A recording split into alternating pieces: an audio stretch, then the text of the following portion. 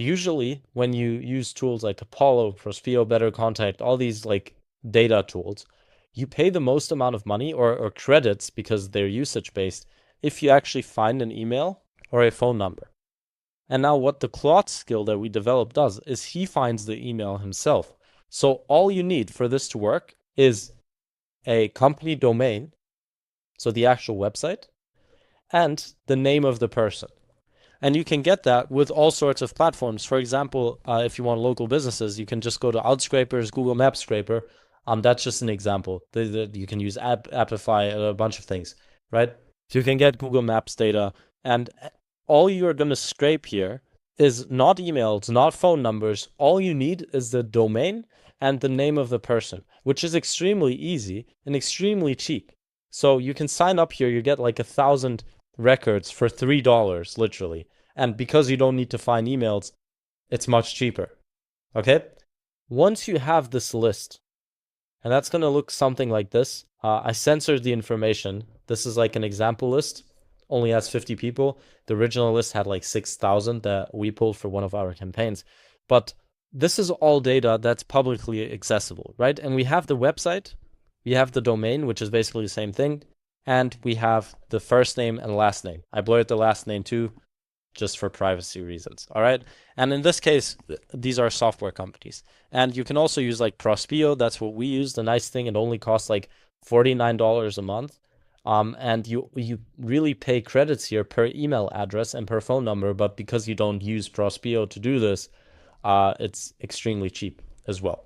And by the way, even if you don't have the names, Claude can research this for you. And so basically, you're going to pull the raw listings. Let's just say Google Maps for sakes of simplicity. But you can use Prospeo, Apollo, Clay, Appify, Outscraper, anything that you need that's going to give you the business, the domain, and the name of the person. All right? And then Claude is going to like take, and this is another step because you want verified leads, right? So Claude can go through your entire list with sub-agents to open up every website to check if they're ICP fit. If they're not, he's going to drop them out. Simple as that. Because why pay for emails if they're not a fit anyway? Which means you find the source, which is extremely easy. You pull that data in a CSV file that basically looks like this. You just have the domain and the name. All right.